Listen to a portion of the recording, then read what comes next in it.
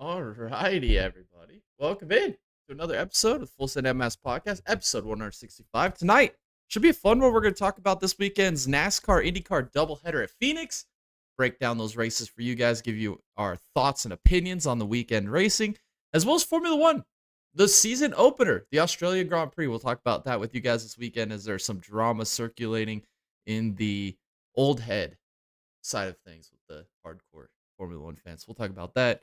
Also, driver of the week, bonehead of the week, as usual, and then a new one that me and Tom are going to select every week. We're going to nominate our choice for heartbreak of the week. We've been talking about this for a couple weeks. I think it's time we institute this as a segment. Won't be a poll for it. We're just going to pick one driver every week, and we're just going to decide amongst us who the heartbreak of the week is. Also, we'll preview this weekend's upcoming races. F1 with their first sprint race of the year and Grand Prix over in Shanghai in China for the Chinese Grand Prix. IndyCar, Indy NXT are going to hit the streets of Arlington around Jerry's World, is what they say on Fox. I'm excited about that. Another street course on the schedule. I'm super excited. We'll definitely have a watch party for that this weekend for the IndyCar race. And then the O'Reilly Auto Parts and Cup Series at Las Vegas. We'll preview that race with you guys as well as some of the notable entries in the O'Reilly's race. Favorite star courses as always. And then our fantasy lineups for F1 and for NASCAR. But first off, I got Tom with me here on this awesome Tuesday. Tom, how you doing, man? I'm good. Ready to talk about some racing. That's the best part of the week, dude. Talking some racing, letting our opinions be heard. Try something new with the thumbnail on the watch parties now. So we're gonna on these podcasts. So we'll see if maybe that generates some more live viewers or after the fact viewers. I know our after the fact viewers decent most times, but maybe this will entice people to want to click on this more often and listen to our idiot selves talk about racing. First off, though, Tom, Cletus McFarland, bro. We didn't get to talk about this last week because it didn't come out until after the fact that we recorded the podcast. But he signs like a 2-year part-time thing with RCR. I don't know how I feel about this, man. I'm excited for him because I think he's good for the sport. But RCR is dog shit, dude. What is he gonna do over there? I don't Like, know. I don't know. I I don't know. I really don't I really don't have an opinion, I guess. I really don't. yeah, Good, I mean, other than good for him, I guess. I just For hope he gets to run Dega when we're there, because if he's at Dega and he's running 2 races, bro, Saturday's gonna be litty titty, bro. Like, I'm gonna be no. drunk as fuck yelling, "Go cleaner, McCleaner! You eat us McCleaner, son!" And ripping Yeah. it. He should be there. He should I, be there. I hope so. They need to do that RV thing again and fucking track him down there. We need to get in conversation with him. We talked about this last week. But we need to get ourselves a Dega Boys entry to the Freedom 500, dude. I'm just saying. Yeah. We need to get a Dega Boys car at the Freedom 500. Me and you are gonna rip that bitch, and we're gonna win that some bitch. Hell yeah. We got Mr. Lagger the Chase says, "Hello, y'all. Hello to you, man. Welcome in. We're just getting started here. We're talking racing all day, or for at least an hour or so here on a Tuesday. Should be fun. This one's interesting to me too, Tom. I kind of read a little bit of this article you posted earlier, but Toto Wolff, looking at buying stakes in Alpine to prevent Christian Horner, who is an interested buyer of stakes into Alpine. Dude, I like this because fuck Christian Horner, dude. That is the most pleb.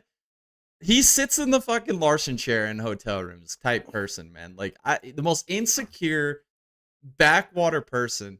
I don't want him touching. If I was any F1 program, I wouldn't want this guy to touch. I wouldn't even take his money. I wouldn't even piss on him if he was on fire, Tom. That's how I feel about Christian Horner. I think he's a clown. I mean, we talked Zach Brown being a clown, but I think Christian Horner is even more of a clown. I think it's awesome that some of these other people at F1 are like, fuck that guy, dude. Yeah, I mean, obviously there's that history there with Toto and Horner. So Right. I think that's the funniest part. I think that Toto not only having the majority stake or not majority stake, but a pretty large stake in Mercedes is also trying to go after a rival team to buy it out just to say that he can. Basically, that's pretty funny. That's pretty funny. Oh man. Well, maybe Christian Horner needs to get some more mistress, but this time he needs to play up, you know? Get some of them sugar mamas, you know what I mean? Just go straight. Yeah, he should just tow Toto's butt is what he should do. Yeah, dude, he should sit on a cactus.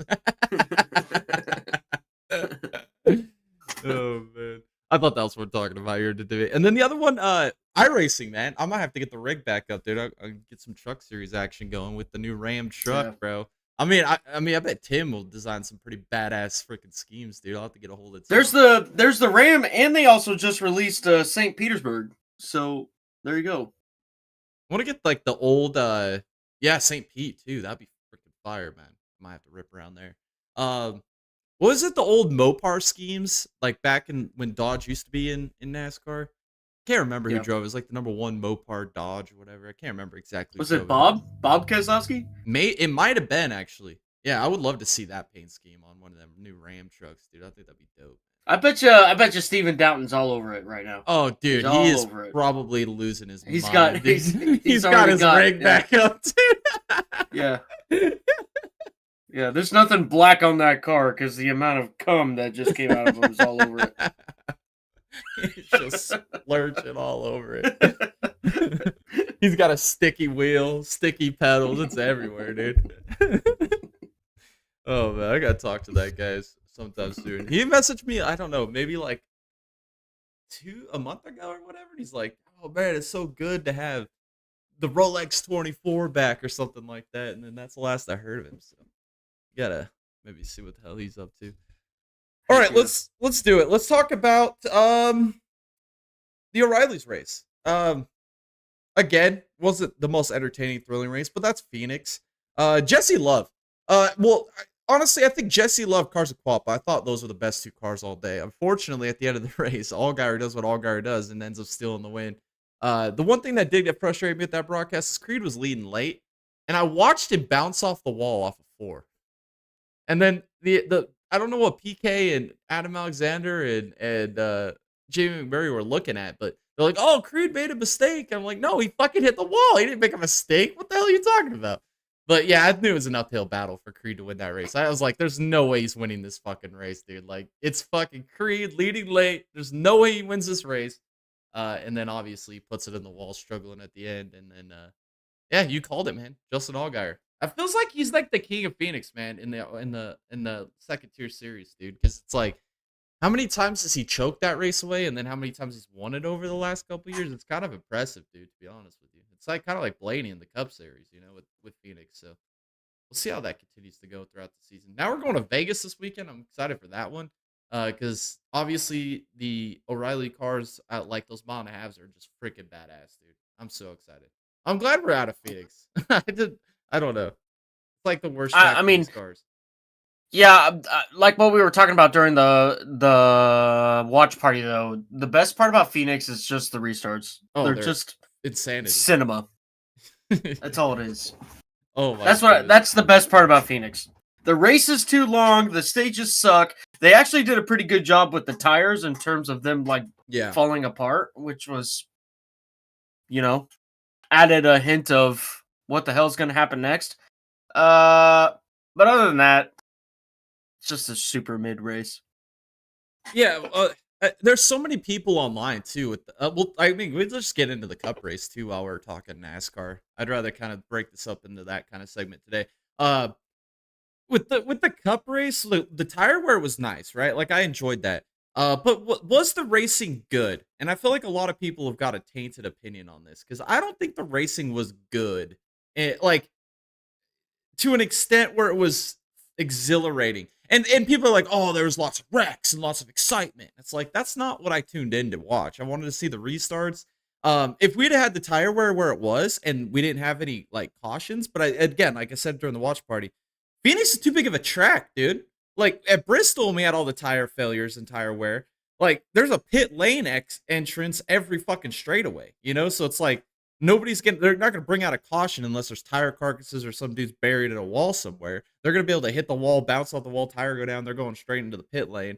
In Phoenix, fucking mile track, dude, you got to go all the way back around. There's no way you're not going to have a caution. So it's like if we could have had that race play out with the tire failures and we could have stayed green, that would have been an intriguing race. But then again, the guys that were having tire failures were the guys that were fucking ass crack last, bro, on the field all day.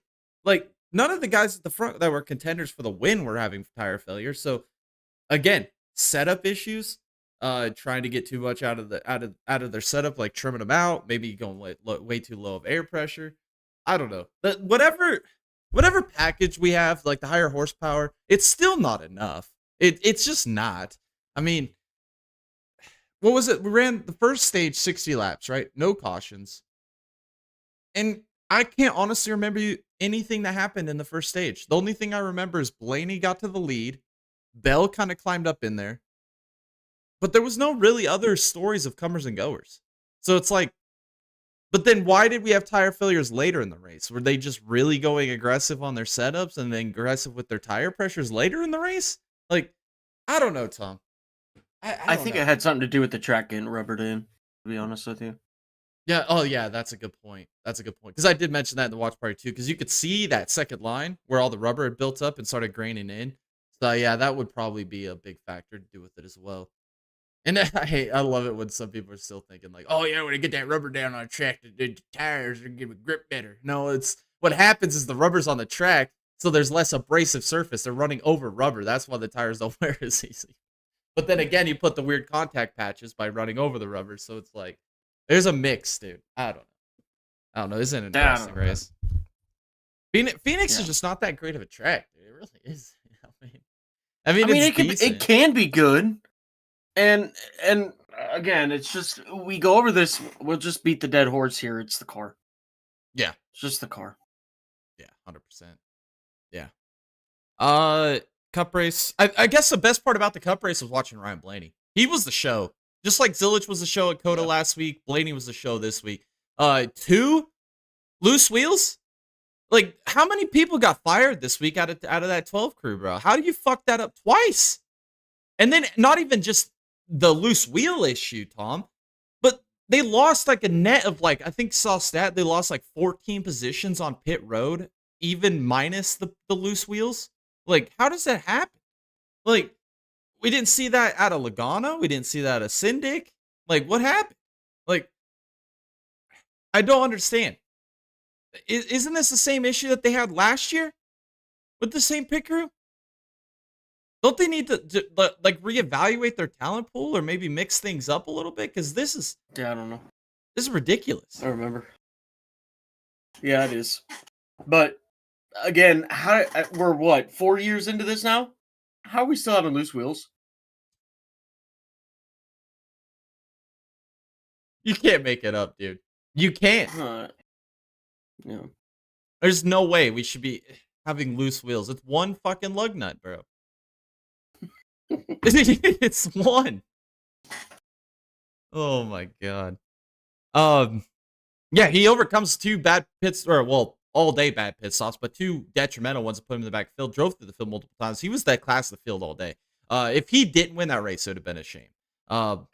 And that's why I'm going to nominate him as driver of the week. I usually don't nominate a winner for driver of the week, but I think everything he had to endure this weekend with the pit road issues, losing positions on restarts, losing positions on good pit stops, and still found his way to fight back for a win on, which we'll talk about right now, the 2-tire strategy and then the Burger King call by old Christopher Bell. Who the fuck? I knew he lost when they called Burger King. That's like the most toxic food you could put in your body, bro. That food will kill you. Like it's like the chum bucket. You know what I mean? Like you just I would rather have the chum bucket. Yeah. Shit. I mean, we've seen this time and time and time again at Phoenix, Tom. How many times are these fucking teams going to take 4 tires under 20 laps to go on a final pit stop? We see this all the time. Every year. And it loses every time. We've never seen somebody under 20 laps ago take 4 tires from the lead and win that race. We've never seen it. Not one fucking time. And they continually do it. At some point, these guys have just got to wake the fuck up and stop beating their head against the wall. I mean, who won the race? Blaney, 2 tires. Who won the race last fall? Blaney, 2 tires. Who won the race last spring? It wasn't fucking... I mean, we've seen Harvick lose a race like this. We've seen Allgaier lose races like this. We've seen who else? I mean, Corey Heim damn near lost the race like this.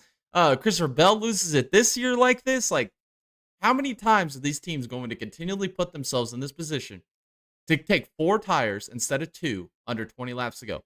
If it's like 30, 35 laps to go, 4 tires is the call, bud. But when you get down to 20 to go, there's not enough time, dude. Especially when you bury yourself in traffic. You're screwed. Yeah. Yeah. Especially, and the broadcast, that was the one thing they said that was a positive in the entire broadcast, Tom.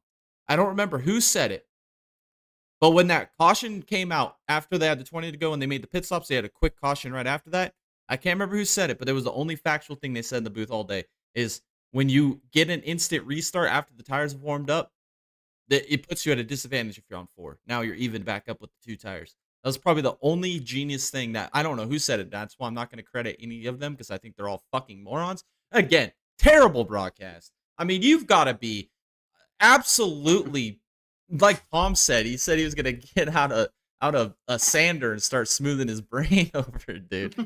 I can't. How do they continually be proud of the product that they put on track? We have a ticker, Tom, that we don't get lap times, and then we finally get a chance where they come across the line to get a lap time. They take it off. They go back to intervals. We have too much of a problem watching the leader the whole time. That is a Fox problem.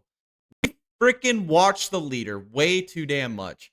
We have side-by-side battles. We zoom away. A car hitting the wall. We don't even watch. Another car making contact with another car, like, and then they just pan right back to the leader. What are we doing? It's ridiculous, man. That's the thing. I think I saw something with DW, and he did like, I don't know if it's an old podcast, something that popped up in my feed over the last couple of days, but it kind of made sense more that I listened to it. But DW said when he would broadcast races, he wouldn't even look at the monitors. He would just stare right out the window. And like if something happened on the track, he'd start screaming it, and then the camera would pan over and start watching it. So like they knew stuff was going on, that they would find it.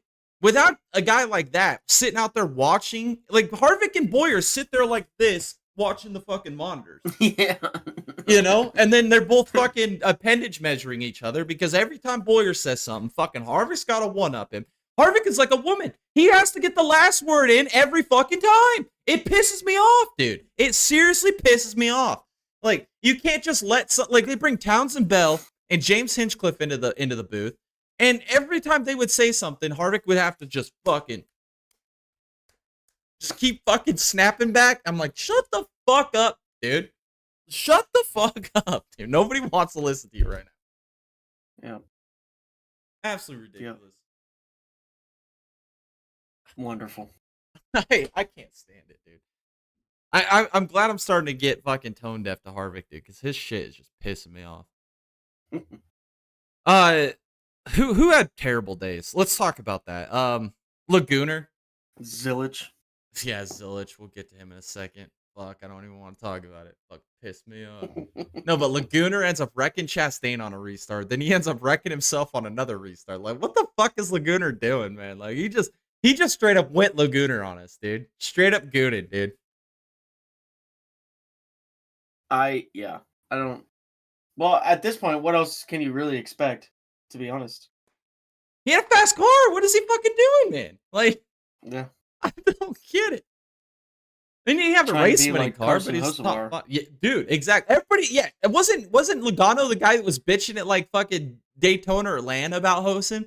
Like, oh, that guy's a fucking clown. All he does is fucking wreck shit, and then Lagooner goes out and wrecks half the fucking field. Yep. Fucking karma's a bitch, dude. I think I said that on the broadcast when he finally wrecked himself. That was a violent wreck for Austin Cindric, though. Holy cow, dude. And then what was it? Alfredo in the 48 went airborne, did like one of them ollie pop kickflip. He said, pop that kickflip. I haven't seen a car they hit the wall that hard at Phoenix in my life, Tom. That was a pretty gnarly lick. What about you mentioned Zilich and KFB? I mean, unbelievable. Well, I don't like the amount of absent luck that the 88 car has right now is actually kind of staggering. It's insane. Well, like I said, remember what I said at the beginning of the year? This will be a true test to see how Trackhouse is as a team. Because you do have a star-studded lineup. You do have people who know what they're doing. Is it going to be the car or is it going to be the driver? I think we're starting to see that now. I think we should be giving more credit to Chastain in the past couple of years. I agree 100% with that statement. I think the car has a lot to do with it, but you know one thing, Tom, and I feel like maybe we should start this talking point now. Because I was skeptical going into this season, but now I feel like maybe it could be starting to get evident, considering what kind of piece that they took to Phoenix. Randall Burnett's not it. Out of all crew chiefs that they could have handpicked for Zilich, they picked Randall Burnett. Yeah, I don't think he was it to begin with, ever. Like, no. Where was he at before this? The RCR? Yeah, he was with Busch, and then before that, he was with Reddick at RCR. Yeah, that's right. Yeah, no. Yeah. He's amazing with road course setups. I mean, you look at his track record on road courses, he's got to be one of the most successful crew chiefs on road courses of all time. But, I mean, obviously held Reddick back. You see what Reddick's doing now that he's finally with Billy Scott in a faster car at Toyota.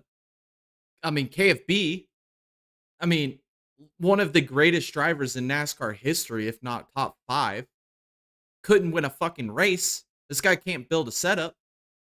I feel like this Randall Burnett experiment.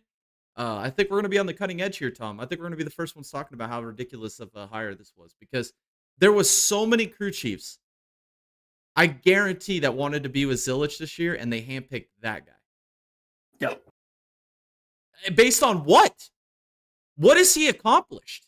He's not a champion crew chief. He's won maybe 8 cup races. How many did Reddick win with RCR? Like 3, 4 maybe? Busch has won 2. Like, so it's got to be under 10. And they're going to batch him up with the generational talent, with a team that you've mentioned has cars that aren't as competitive as maybe the outside kind of thinks they are.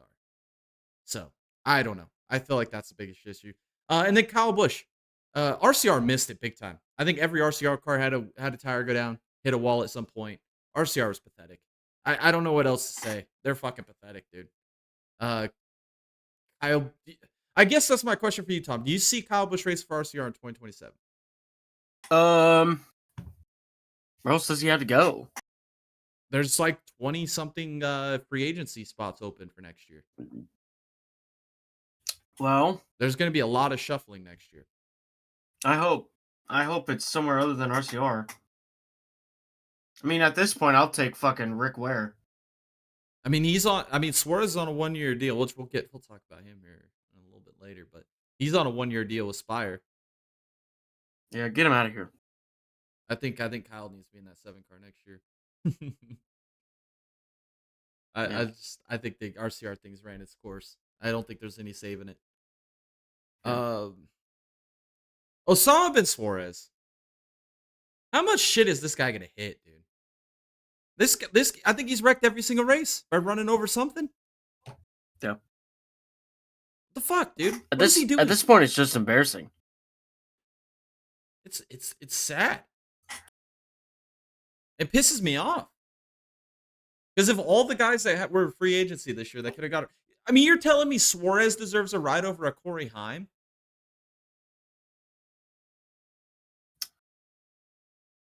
Over a Lane Riggs? Fuck, I put Allgaier in. And that fucker hits everything too, but fuck. Yeah. Yeah, I don't know. Not Suarez. Waste of fucking time and talent, man. Absolute waste of time and talent. Hopefully, well, Freeway Insurance is getting some good fucking return on their investment. They've got to be.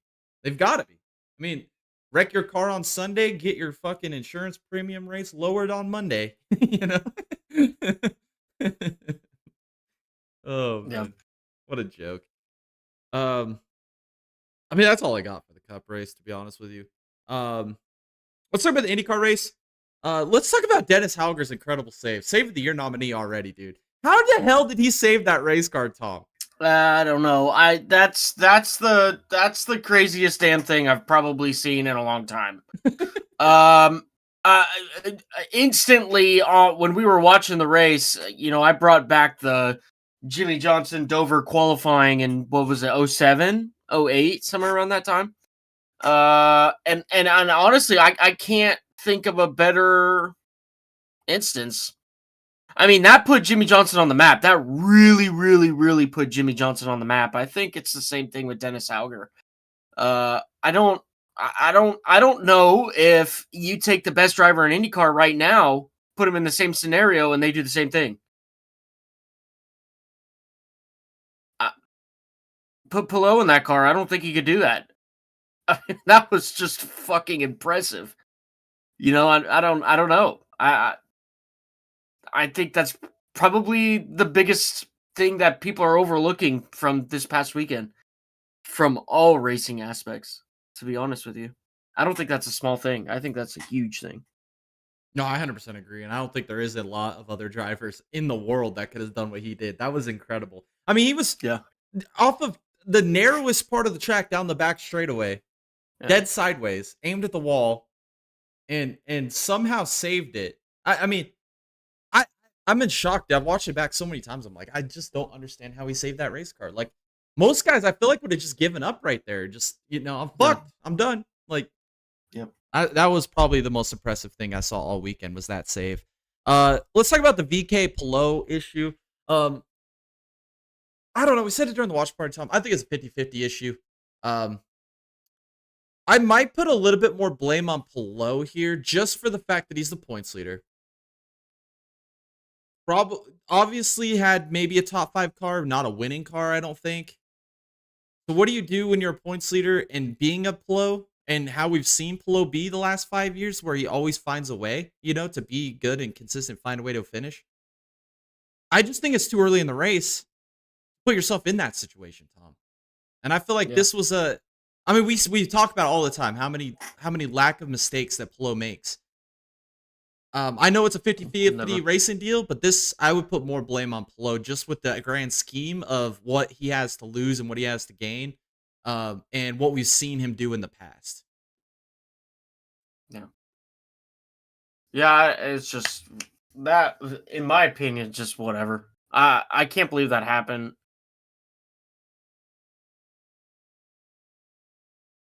He's kind of dug himself a hole now, hasn't he? Yeah, we'll take a look here at the points here in a second, but that was yeah, it's un-Pelot-esque, and I Yeah. didn't really have a lot of good nominees for Bonehead of the Week, so I did throw Alex Pelot on here. I don't think he really is warranted or deserves it, but I had to fill in 3. Um, but this should probably be the last on anybody's vote, but we'll see. Feel bad for VK though. VK did have a good car. Again, maybe VK maybe a little aggressive on the restart, but we didn't know how the passing was going to be, which ultimately, Tom, I was kind of impressed. Like, I felt like the Yeah, IndyCar race I was was too. decent. There was a lot of comers and Yeah, goers through the field. it was a lot better than the last time they went there.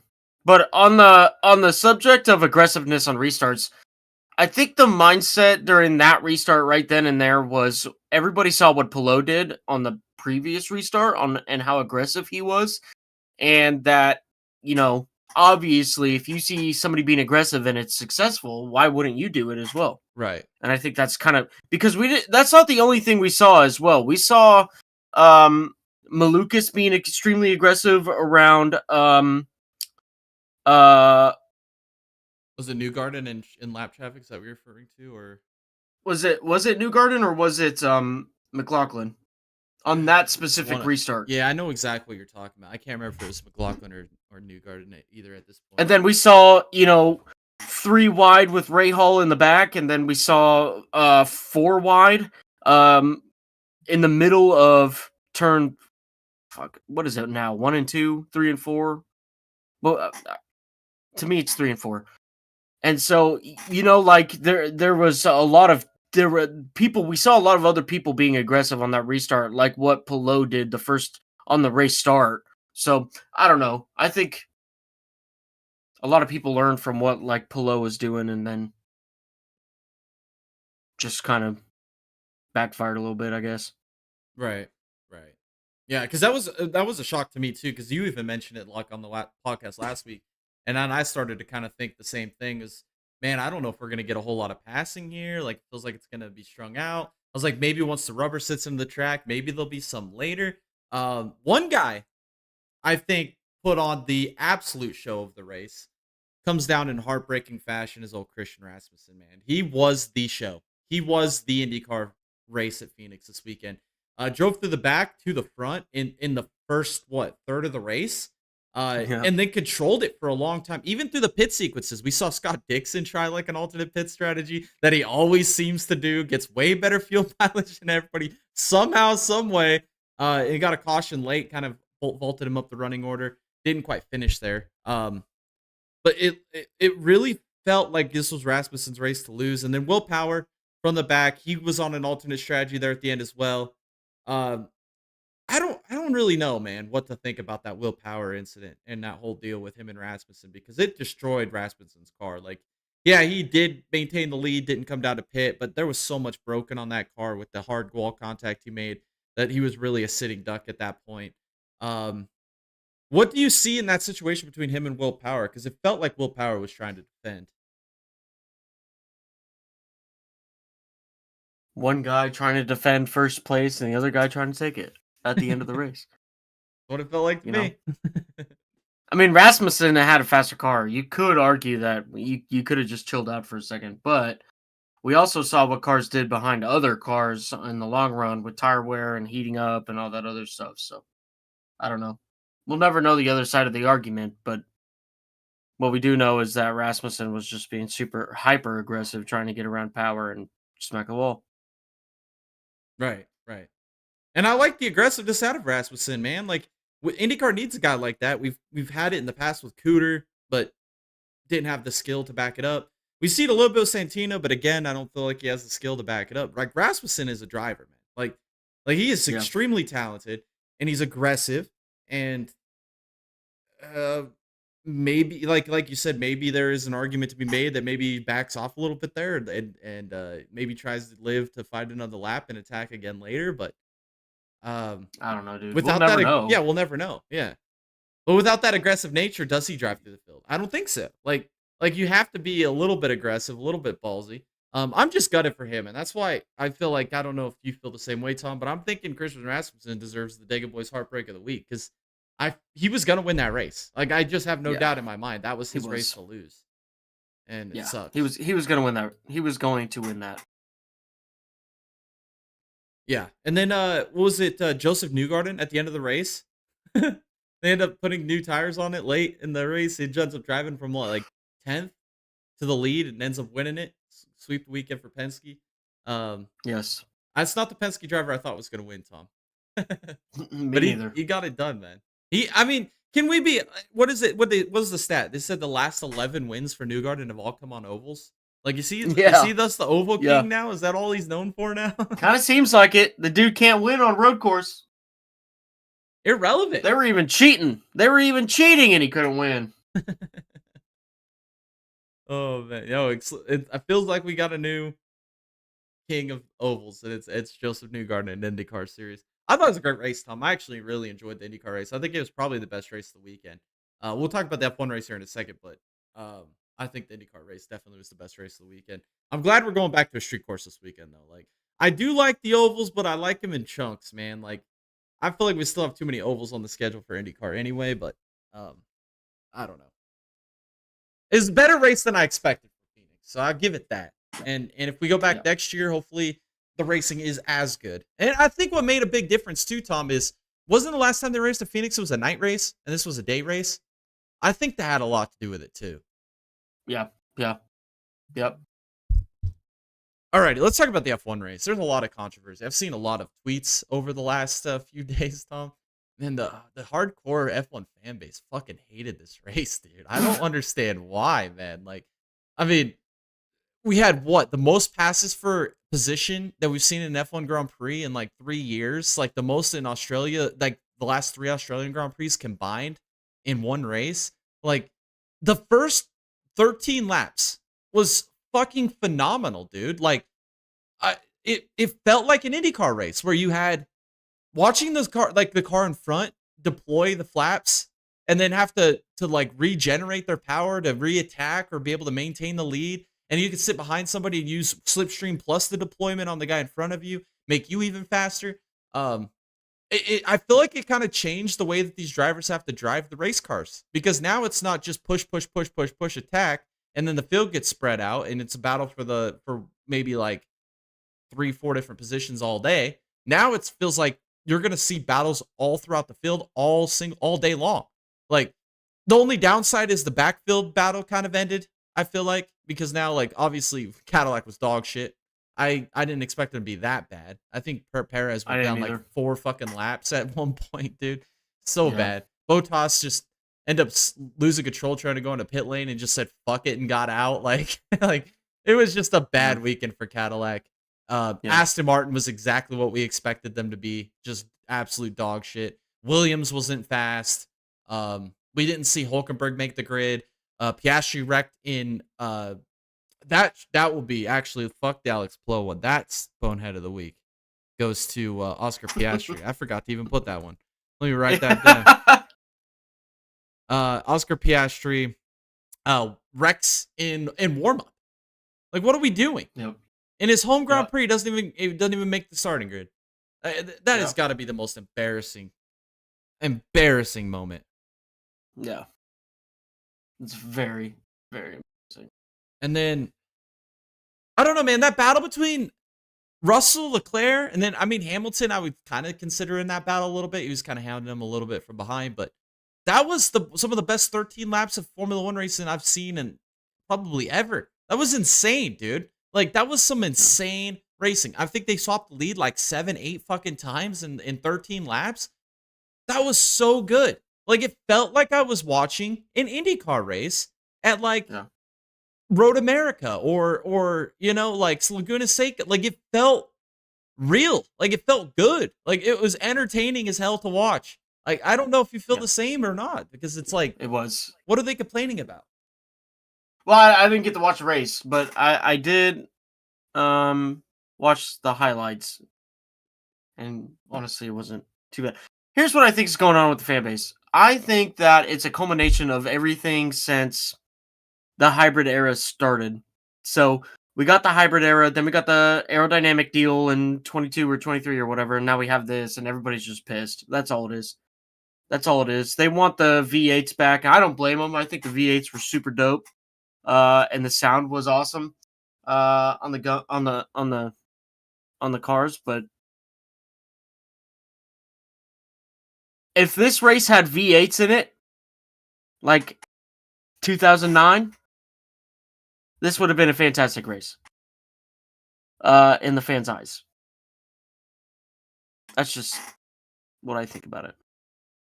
I agree. And I also think that another part to that as well, Tom, with the fans not liking this race is Lando ran like shit and Ferrari didn't win. Yep. I mean, we have the same problem in NASCAR. If fucking Elliott wrecks or doesn't have a good race, or fucking Larson doesn't win or have a good race, the reception of the race is always bad, whether the race is good or not. And I think that that was the Ferrari fans lashing out because they built this up in their brain for the last fucking 6 months that this is the year, and they go out in the first race and they absolutely shit the bed. I mean, Ferrari, what is Tom? Italians. It's the Italians. I can't. It's everything that I think we talked about it. The last time Ferrari was successful is when they had a mixed group of nationalities. Right now, other than Fred Vasseur, everybody's Italian. And Fred Vasseur is a Frenchie, so take what you want from that. But they definitely don't win in a lot. So there's that. But when was the last time Ferrari was successful? They had a bunch of British guys in there. They have a good car. And that's just a fact. They actually have a good car this year, Tom. That's the surprising part. Even when they have a car competitive to win, they fuck it up. We have that BSC on lap like 13 or 14. So what is optimal strategy there? Everybody just Ferrari or Mercedes pits, Red Bull, McLaren pit, buy one get one free pits. Like most of the field pits right there.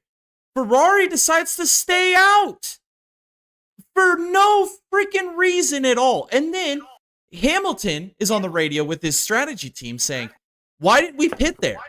And they didn't answer him back. And then he's like, "Hey guys, if we're gonna leave one of us out, like let's split the strategy. Pit me, leave Leclerc out, and let's just see what strategy prevails." But Ferrari is so freaking hard-headed, man. They got that Italian blood running through them where they decide to just stick with this stupid fucking strategy and blew the race. They blew the race. I'm not saying they were going to win. I'm not saying they're going to win. Those Mercedes are extremely quick, locked in. But why would you, in a position where you're battling for the win, decide to go off strategy to a bad strategy and then not eat crow that you fucked it up? And then look at the mirror at the end of the race and be like, "Oh, I don't know what happened." And then the broadcast was worse because I said it when they happened. I was like, right when they didn't pit, I was like, Ferrari just lost this race.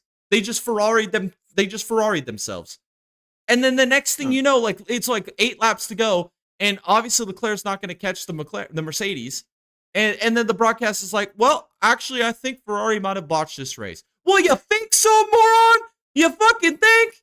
Like, of course they botched the race. I told you this freaking half an hour ago when they didn't pit on the first safety car. Are you kidding me? Yep. There's 3 things true in life, Tom. The sun rises in the east, sets in the west, and Ferrari's going to fuck up their strategy. And it happened again. It happened again. What does Ferrari got to do? Where do they go from here, Tom? Because I feel like this is going to be the story of their season. Fire everybody. That's what. Again, I just said it. When was the last time Ferrari was successful? They had British management. And they haven't had that for how long? Well, since they were actually very close to winning a championship. Well, not true, not true. Seb was very close to winning a championship in 2017, but again, Ferrari is Ferrari. But '04 when or oh yeah, '04 when they last won the championship. Yeah, they had British management. That's It's what you need. embarrassing. That's what they need. I'd be embarrassed if I was a Ferrari fan. I'd be embarrassed if I was a Ferrari anything, dude. Like, I don't know how these people can go on the internet the next day and then be as optimistic as they are, knowing that everything they fed themselves, they gaslight themselves. That's the Yeah. problem. Like, I understand trying to gaslight somebody else, but like they've gaslit themselves to a point of belief that's just I strive to be as optimistic as a Ferrari fan, Tom. Like if I could be as optimistic as a Ferrari fan, like dear Lord. Yep. DJ Puckett says hello, hello, good sir. It's good to see you, DJ. Thanks for jumping back in. And then Lag says that's way too accurate, dude. It's so accurate, dude. Ferrari fans, I should have posted some of this stuff on Discord. Which, if you guys aren't involved in our Discord, join our Discord. It's super freaking awesome. All the greatest motorsports news, Oh, hey, it's Leg. memes. It's the greatest Hey, stuff. hey, Legs from my Twitch channel. How you doing, Oh Leg? hell yeah, dude. Well, good thing, man. Come find the Data Boys. I had a good conversation with Lag a couple days ago about Ferrari's situation. It's great, dude. But yeah, these Yeah. Ferrari fans are ridiculous, man. I should have posted some of it on the Discord because what was it? What was it last year? Like 10 minutes after the finale at Abu Dhabi, and the Ferrari fans are in there claiming world titles for 2026. I mean, these Ferrari fans, they think they're going to win every World Cup, every gold medal in the Olympics. They're going to win 13 Emmys, 14 Oscars, the Golden Globes, Nobel Peace Prizes, the Super Bowl, the March Madness tournament, the NASCAR champion. They're winning fucking everything, dude. They are going to the moon and back. And then reality sets in, and they can't even fucking finish a race with the right strategy. Like, it's what are we doing, man? What are we doing? This is modern day big boy racing, Tom. And we got a team out there with Aston Martin, whose car is basically whatever it is. I mean, I'm not even going to call it a car. Whatever that piece of equipment they have rolling on 4 tires around the track. We got Cadillac that is like 4 laps down with Perez. Bottas says, fuck it, gets out halfway through the race. I think the best storyline of the race, Tom, I think Arvid Lindblad. I think that was one of the best drives, dude. That was impressive. He was out. Well, he was running with Hadjar in the get. Verstappen had a pretty good run too, without wrecking. Yeah. But I think that on the debut with the rookie in F1 with a team that I don't know with Red Bull and what they got going on in the past couple of years is pretty impressive for sure. Yeah, I enjoyed Arvid Lindblad. There was even moments in the race where the team's like, back the car down, bud. Like, just let's salvage our position. And he's over here battling with freaking Hadjar early, battling with Behrman late. He's like, let me rip, boys. He goes on the radio, let me rip, let me get him. And they're like, no, dude, it's okay. We're fine. Let's finish where we're at. No, I'm going to go get him, bud. And I'm just like, dude, that's what I want. If I was getting a young driver, dude, I want one that's just going to attack, dude. Like, screw it, dude. We're getting points. We're not getting points. Bring me home that steering wheel or bring me home that checker flag, son. And that's what he was going to do, man. He was willing to do it. And then eventually, I think what I did like about it, though, is the maturity of him did kind of kick in there at the end. And he was like, you know what? I think they might be right here. We're running 8th. We're going to score points in debut.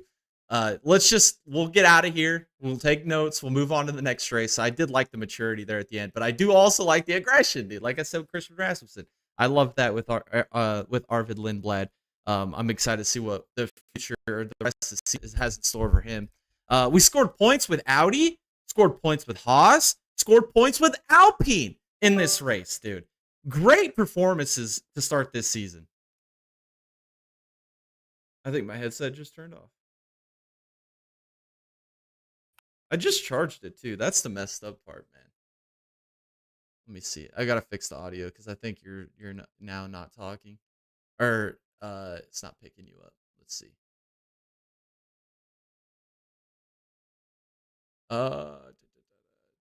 Check. Test. There it is. Test, All right. test. You're back. You're back. Um, 1-2 for Mercedes. I guess I didn't mention that. Russell ends up winning. Best speed driver, Formula One history, in my opinion. He's got to be at least at the top 3. I mean, he's an incredible B driver. Ends up getting the win. Is there anything else you want to add to any of the races this weekend, Tom, or are you ready to jump into this weekend's upcoming races? Not really. I'm just excited to see Kimi Antonelli winning some races this year. That's what I'm excited for. I think he will. Those Mercedes are fast, and I think if he can outqualify Russell, he's gonna get her done. Yeah, one more thing. Also, I think that those Mercedes paint schemes, the schemes that they got, are absolutely fire.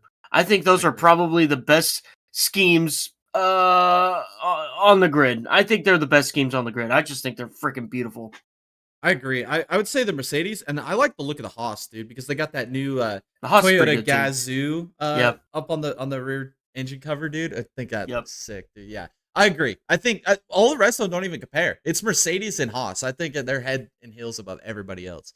And I think Mercedes, I agree with you. I think it is the best looking car. It's sexy, dude. It's super sexy. Yeah, it is a sexy car. All right, drivers of the week. Anthony Alfredo, P10 in the no apps race. Arvid Lindblad, P8 on F1 debut. Ryan Blaney, P1 with the pit woes, still overcame it. Oscar Piastri, bonehead of the week, wrecking in warm up. Ferrari strategy team again in F1. And then Joey Logano wiping out half the field in the cup race, being an absolute Lagooner. And then tell me if I'm wrong here, Tom, but heartbreak of the week goes to Christopher Rasmussen. 100%. Okay, sweet. All right, those polls will be up for you guys at the end of the podcast to vote on. So let us know what you guys think. We got more racing. All right, let's take a look at the points. We said we were going to do that. So let me pull those up. I don't know. Can you pull up the IndyCar points? I'll pull up the Cup points. Sure. Multitask. I should have did this beforehand, boys. I kind of messed up. If you get it first, just start going through some of the top 5 or 6 or some of the notable stuff you notice.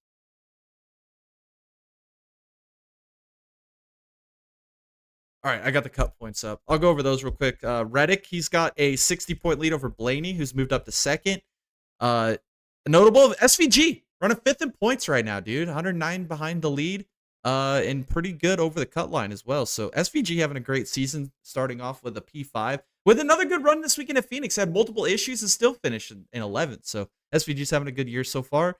Larson's running 10th in points. Byron is 11th. Those were some of the guys we thought were going to compete at the front of the field in the points championship this year. Christopher Bell, with his good run, he moved up 18 spots in the points this weekend, Tom. He's only 112 behind the leader now, 3 behind SVG for 5th. Let's see some other notables. Keselowski on the cut line right now in 16th in points, currently 2 points over Suarez, who is in 17th. KFB holding up 20th in points. And then obviously Briscoe, he's in 33rd in points, and then old C Zilly, 34th in points. Rough start to the season for those drivers. Oof. All right, Tom, hit us with some IndyCar points. All right, for the points leader right now, it goes Joseph Newgarden. Second is Kyle Kirkwood. Third is Scott McLaughlin. Fourth is Pato O'Ward. And then to round out your top 5, it is Hello Palo. And then we'll do some notables after this. We'll do David Malukas P6, Christian Lundgaard P7, Alexander Rossi P10. Damn. It's pretty crazy. Dennis Hauger P11, Scott Dixon P13. Let's see, VK 16, Roman Grosjean 17, Christian Rasmussen 18. And let's see, last place goes to Mick Schumacher. Hey, I think Mick Schumacher deserves a lot of credit this weekend. I know we didn't talk about it in the IndyCar race, but he qualified extremely well, and he didn't wreck. He had a clean race. I mean, it kind of fell apart on him at the end, and he didn't get the result I think he probably deserved, because he was probably a 12th to 15th place car all day. So I'd like to see him get his season turned around. I think he deserves a lot of credit this weekend. First race on an oval. I think my biggest prize there out of those point standings, Tom, Hauger, 11th as a rookie. Yep. Doing a fantastic job. Yeah, I think he's going to climb even higher. I think he's going to be in the top 10 by the end of the season in points. I'm excited to see what he can do for the rest of the year. I'm sold on him 100% for what he Yeah, did last year in Indy same. NXT, and then the amazing run he had last week at St. Pete, and then obviously that save he had this weekend. Good stuff. F1. I don't even need. I got to look at the standings. Obviously, I know the finishing order. So Russell will be your points leader. Antonelli second. Then it's Leclerc, Hamilton, Norris, Verstappen. That's like your top six. So we'll see how that continues to progress. All right, this weekend, let's get into it. We've got F1 doubleheader. We got the sprint race and the Grand Prix in Shanghai, Indy NXT, and Arlington around Jerry's World for the first time on a street course around there. And then the O'Reilly's Auto Parts and the Cup Series at Vegas. Notable entries in the O'Reilly Auto Parts. Connor Zilic gonna be in the number 1 for Junior Motorsports. I'm super excited for that. Ripping around there. Chase Briscoe with JGR in the 19 since fucking Brent Cruz can't run at Vegas for some reason because, he's not old enough. If fucking give me a break.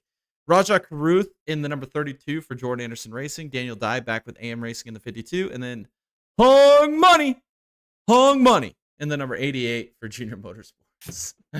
Yeah, that's a caution. Yep, that's an instant caution. All right, Tom, we got F1 sprint race on Saturday. Let's talk about that one first, the Chinese sprint race. I think this is where Antonelli gets the first win. Not his first career win, but I think he gets a sprint race win this weekend.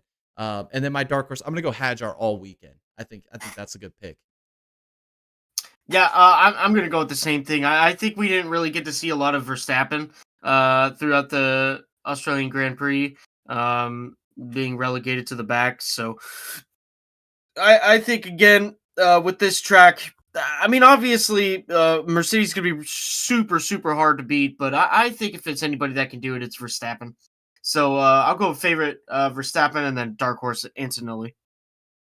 I think that Verstappen pick for the sprint race is a good pick because he is like the sprint race master ever since they've been introduced in F1, and I think if anybody could beat the Mercedes in that sprint race, it will be Verstappen. We'll jump into the O'Reilly's Auto Parts race.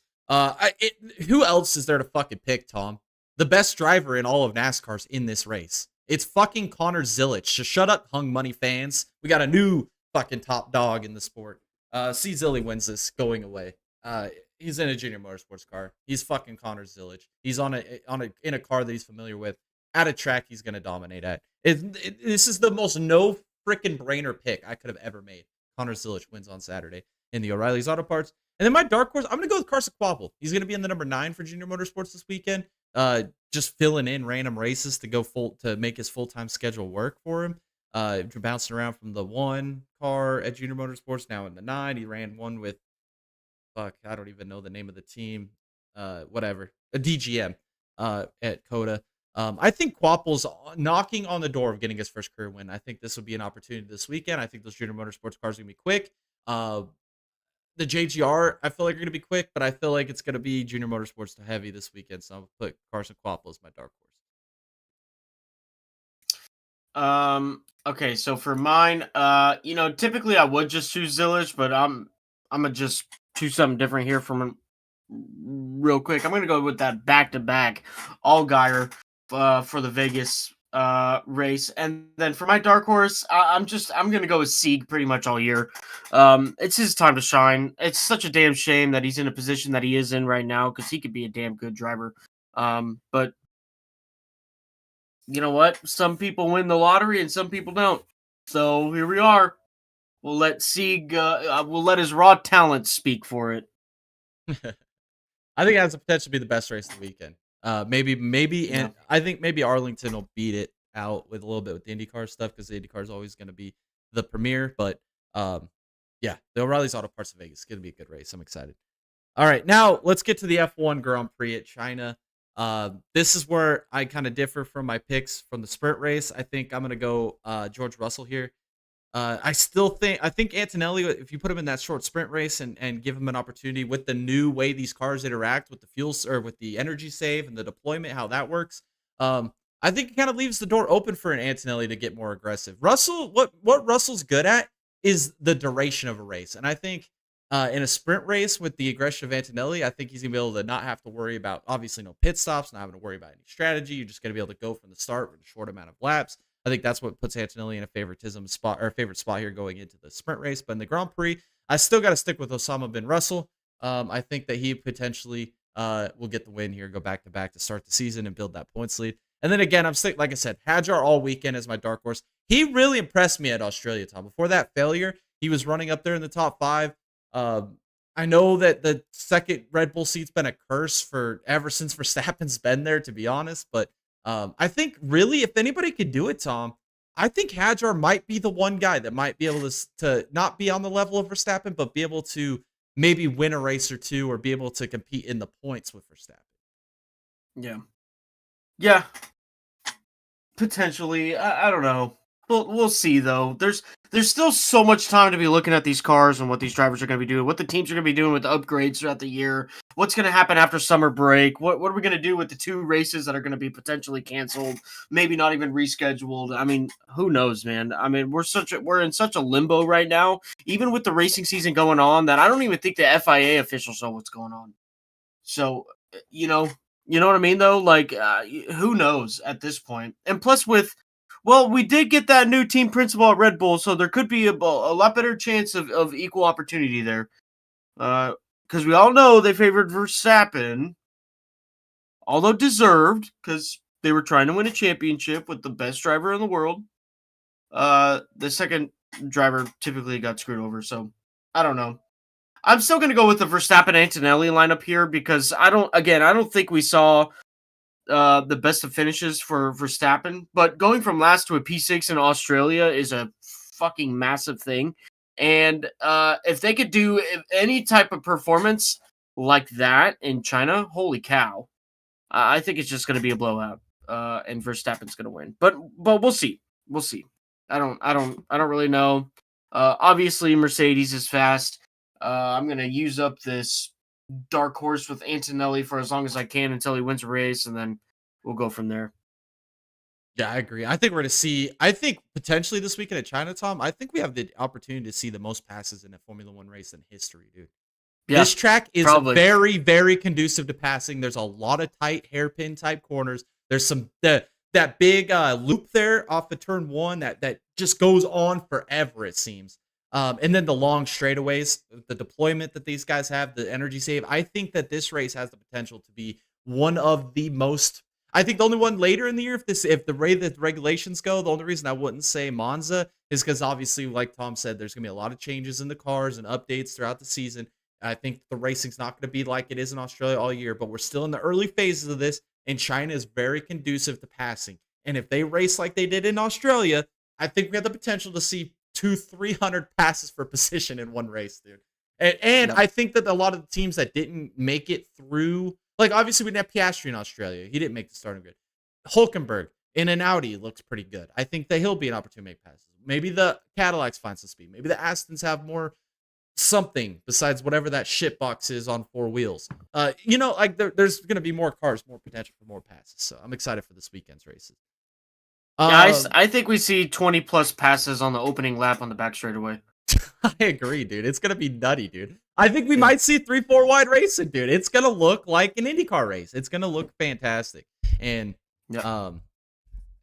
And you know what? If we have a race like that, and Ferrari somehow wins or Norris wins, the F1 fans are going to fucking love this race. It's going to go down as a cult classic for history. Yeah. So get ready. Australia or China's going to be a good race. All right. Indy NXT at Arlington. I'm going to make this quick. I'm going to go Lockie Hughes again. Maybe not the start to the season at St. Pete that I expected. I still think he's the championship favorite. I think somebody's going to have to go take the crown from him. Obviously, we had Nikita Johnson. Max Taylor had good runs there. But that being said, I'm going to stick with Lockie Hughes, and then I'll go Max Taylor. Got a runner up there at St. Pete. I'm going to take him as my dark horse. This week, again, I never really got my feet down with some of the drivers in Indy NXT, so I'm going to go with Hughes as well for a favorite. And then for my dark horse, I'm just going to go with this guy because I think he has a cool name, Niels Coolin. Yeah. Hell yeah. That's it. That's really the only reason why. That's it. We'll see what he can do this weekend. Should be a good race for the Indy NXT on Sunday morning before we get to the IndyCar Java House Grand Prix of Arlington. I am so freaking stoked for this race, Tom. This is going to be a watch party for sure this weekend. Who's the street course master? It's Kyle Kirkwood. He somehow, those Andretti cars were dog shit at St. Pete, and he somehow managed to get a podium. Or no, fourth place. I was fighting for a podium late. Goes to Phoenix. Doesn't have that good of a car. And guess where he finishes? Second. I mean, Kyle Kirkwood is having a sleeper year, proving that he is a next superstar talent in IndyCar. And I feel like if maybe they got a little bit more speed in that car with strategy play out the right way, I could see Kirkwood winning this race, Tom. I know you got to beat Pelot to do it, but if Kirkwood could have 2 terrible races in a row and still come out with a 4th and a 2nd, that's saying something. That is impressing the hell out of me. Well, and you think about it the past couple of years too, the only person to beat Pelot in those kind of situations is Kirkwood. Yeah. So, yeah. I feel like if you find a little bit more speed out of those Andretti cars and that 27 in particular, I think Kirkwood is a championship threat. So I'm going to take him to get the win this weekend, street course master. And then my dark horse, I'm going to go with Armstrong. And the reason is when we saw these guys over at St. Pete, Armstrong was the lead of the Meyer Shank team. I think he had a strategy good enough to podium. Obviously that whole Ericsson deal kind of messed him up, ended up losing positions there, overshot turn 1. They kind of botched a strategy on that second stint there, and they kind of pitted late, a little too early, and got overcut and lost a few positions there. I think if everything worked out, I think he would have been top 5, maybe top 3. I think the Meyer Shank cars are going to be really good. Obviously, they got the alliance with Ganassi. I would take Armstrong. I think this is a type of race that I could see him having a solid podium, or a solid top 5, maybe even a podium at the end of the race.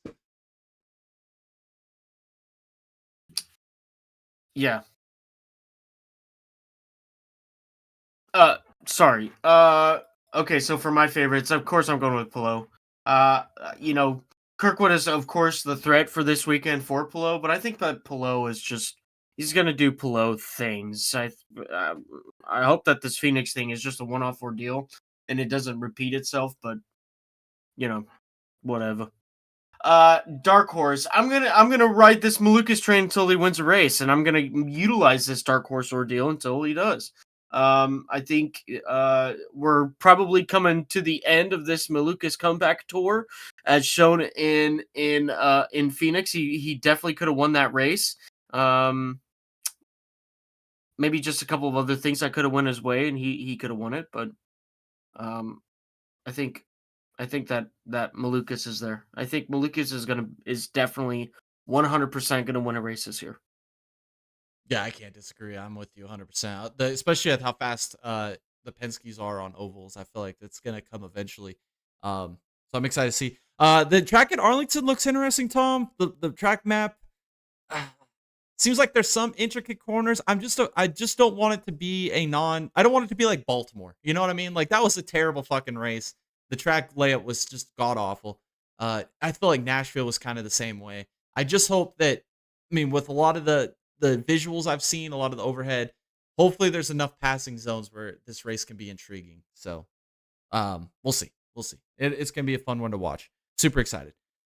Sunday, the Cup Series, the Pennzoil 400 at Vegas, debuting a brand new paint scheme in the number 747 for Spire with United Airlines sponsorship. His little Sama Ben Suarez. We'll see how he does this weekend. See how much shit you can hit. Good thing the strip is far away from the racetrack. Far enough away. We don't want another tragic incident where the stratosphere goes down. Let's see. Christopher Bell, I'm going to pick him to win this race at Vegas. I think he is going to have a fantastic race. Again, he climbed 18 spots in the points at Phoenix. He ran really good at Coda. I think he finished 3rd or 4th there as well. I think this team's trending in the right direction. Obviously, the Toyotas are figuring something out. With Reddick winning these races, I think it's Bell's turn to go get a win. He's been really strong at Vegas in the past. I think this is one of his favorable tracks. I'm gonna take Christopher Bell this weekend. Some redemption for last weekend's Burger King call that fucked him over. Maybe this week they'll go somewhere else. Maybe Five Guys, Taco Bell, Chipotle. I don't know. Oh, not Chipotle. He'll shit himself. But maybe this is the weekend. And then my dark horse, man, it's the Hosen. It's the Hosen Carzavar, dude. I don't know what blood money, cult money, fucking drug money, mafia money that the Spire has found. Some Saudi Arabian fucking death cult money. I don't know what the fuck they're doing over there, Spire. There's a lot of interesting shit there, and I don't know where this money's coming from and where this performance is coming from.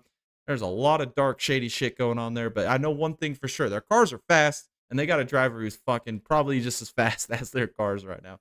I'm gonna take Hosen as my dark horse. Yeah, I think that we're gonna witness pretty much a Toyota dominant weekend. And I mean, obviously, I think JGR is gonna lead it. I think that Reddick and Bubba are gonna be pretty fast, but I think that it's gonna be a driver out of the JGR camp. And I was gonna choose Bell. I think Bell's a great choice. I think Hamlin is a good choice. I think Ty Dillon or not Ty Dillon, sorry, Ty Gibbs is a terrible choice. I Oh, do okay. think that the other one, Briscoe, is a good choice too, because we really saw him start to turn up on these style of tracks last year. And so I'm going to go with Briscoe for my favorite, and then for the dark horse, I can't disagree. I think the only other guy that can really disrupt this Toyota camp is two people. I either think it's going to be Ryan Blaney or I think it's going to be Carson Hocevar. So I'm going to go with Carson Hocevar for my dark horse. I like that. I like those picks. NASCAR fantasy, we'll do that real quick. I'm going with Bubba Wallace. I think, like Tom said, Toys are gonna be fast. I think this is a good racetrack for him. Christopher Bell because he wins. Hamlin, and I think Gibbs is a good pick this weekend. Momentum's a real thing. We saw with Reddick win 3 races in a row. He's got back-to-back top 5 finishes, or back-to-back third place finishes for Gibbs. I think that means a lot, dude. And we're going to a track that's favorable for the Toyotas. I'm gonna take him on my lineup. And then I think, other than Hosen, I think the other Chevy that's going to be a contender, I think will lead the Hendrick stable. It will be Byron this weekend, so I'll put him on my lineup. I've got Briscoe. I've got Byron. Or no, Byron, sorry, not Byron. Bubba. I've got Red Dick. I've got Hamlin, and I've got Hosen for my lineup. Alrighty. Matchups. Gibbs versus Barry. Obviously, I'm taking Gibbs over Barry or Barry. Yes, of course. Yeah, I think that's. I mean, you talk about two dunces, but which one is the bigger dunce? Yeah. All right, next is Reddick versus old Blaney. Look at Blaney, man. I'm gonna go Red Dick. The momentum's real, man. I think he continue. I think he's gonna get another top 10 finish easy and score a shit ton of stage points. Blaney will be a factor in this race, but again, my issue with that team is the pit road woes. They've got to figure some Yep. shit out there. They are gonna fuck this whole season up, dude. Yep. Yeah. Exactly. The reason why I chose a 45 is because first off, I think it's going to be a Toyota dominated race, and then second off, I don't think that the team is doing any favors for Blaney. So I'm almost to the point where I feel like this is a no brainer, but you kind of go either way. But I'm going with the 45. Yeah, Blaney doesn't win Phoenix if his car wasn't as fast as it was, and they're not gonna have that luxury this Yeah. week, so they're in Yep. trouble. Next is Red Dig or Red Dig. No, it's Hosen Karsavar versus Osama bin Suarez. Well, This is easy. if we were This is so picking freaking- if we were picking objects to be hit and the car amount of objects to hit, I would take Osama. But this is who finishes better. I'm taking Hosen. Yeah. No fucking Yeah. brainer. Yeah. This isn't a fucking demolition derby. Yeah. This is Yeah. a NASCAR race. Yeah. You want gold this is a medals for no-brainer. hitting shit. Take Osama, but damn. Yeah. Or you could take your local neighbor who wears the white wife beater shirt. You know? Yeah. That basically Osama bin Suarez. Of course, we're going Carson Hocevar here. That's ridiculous. All right, the next one is Bubba versus Briscoe. I'm gonna go Bubba over Briscoe, but it's gonna be a good battle. I think you can go either way here. Yeah, this is actually a great lineup. You can go either way and you'd be right. So, I mean, obviously, I'm going to go with Briscoe anyways because I chose him to win the race. But again, you could go either way. It's a great choice. Yeah, it's great matchups. All right, for F1 Fantasy, I've got Verstappen, I got Hadjar, Behrman, Hulkenberg, Bottas, and then Mercedes and Haas is my manufacturers. Yeah. Okay. I've got Russell, Antonelli, Hulkenberg, Bortoletto, and Perez. And then I've got Ferrari and Audi. I like it. Yeah, no, that's good. I think yours is star-studded. I don't think you can get any better than that, but I Well, can't choose that anymore I because the want money's. the money's kind of screwed me too. I wanted to represent Red Bull, but I also wanted Mercedes in there. So I don't know. It's gonna be Yeah, interesting. but Let's see how it works you've out. got you've got the second best team in drivers, the best team in manufacturer, and then whatever else happens after that, it doesn't really fucking matter, does it? Yeah, no, it doesn't.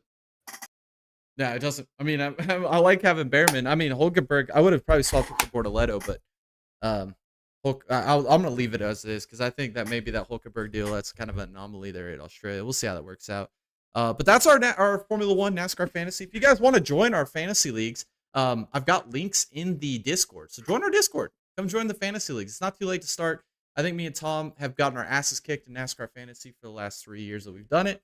And I don't think it's going to change anytime soon. So if you guys are already doing fantasy and you guys want to join a league, that link is in our Discord. With that being said, we're gonna wrap this podcast up for this Tuesday. If you guys want to follow us on all of our social medias, all those links are in the description below as well as on the bottom of the screen. Come follow us over there. Come see what we're doing. We're always posting cool shit. If you guys want to join our Discord, which you should be joining our Discord, I mean the amount of content you get in here for free is just astounding, man. It's crazy. We should be charging for the great content we put in there. We have all the drama, news, rumor, memes. We even have like fan pages where we post fans crashing out and like posting stupid shit and their delusions, especially the Ferrari fans. We've got memes galore, all the updated news, paint schemes, whatever, anything really, all motorsports from around the world. It's a great place to hang out. Come post your own stuff. We have had Barrett in the watch parties last few weeks. He used to be a track marshal over at Spa and Zandvoort. He's been posting all kinds of cool stuff from like early 2000s, late 90s, like mid 2010s, like all kinds of cool racing stuff from when he was working as a track marshal. Some cool content. If you guys have experience like that, maybe you went to the race this weekend at Phoenix and you got some cool pictures of some IndyCars or some NASCARs or whatnot, and you want to share those, man, do that. Post them in our Discord. We love seeing that. We interact in there with you guys every single day. And if you guys even have your own memes, drama, news, rumors, whatever to post that as well. It's a melting pot of motorsports, man. If you guys are racing fans at any level, even if you just watch one series and you want to learn about other series, that's what this podcast and that's what our Discord's here for. So come join it. It's fun, a lot of fun. If you guys want to be badasses, I know you guys want to. I already know you guys are badasses because you found Dega Boys on YouTube. But if you guys want to absolutely become the most top-notch alpha man you could possibly be, or woman, I don't know. I'm not judging. Maybe you're out there. And support the boys. The way to do it is through our merch store. We sell some of the most dank ass merch there is. It's really high quality merch on the low. I mean, it is unbelievable how low priced and quality our merchandise is on there. All those proceeds continue to help us make bigger and better content for you guys here on YouTube. I mean, you could buy anything. I mean, you could buy hats, beanies, sweatpants. I mean, you could buy t-shirts, hoodies, coffee mugs. I mean, water bottles. You could buy backpacks, bumper stickers, fridge magnets. I mean, all kinds of Dega Boys merch and quality content there, man. So go check it out. Come be a badass. Join the community. It's a lot of fun. Thank you guys so much for tuning in. Tom, this was a fun one, dude. Talked a lot about some racing. I'm excited for the races this weekend, dude. Yeah, brother. I'll have some watch parties Yeah, scheduled brother. over the next couple days. Should be fun. I definitely want to do the IndyCar race this weekend, and potentially find out what else we're going to do. But at least we'll do the IndyCar race. We might do the Cup race as well because those NASCAR ones are getting a lot of good views as we try to get our watch hours back on this channel. Thanks again so much for tuning in. Hopefully you guys enjoyed it. Hopefully you guys have a good rest of the week, and we'll catch y'all in the next one.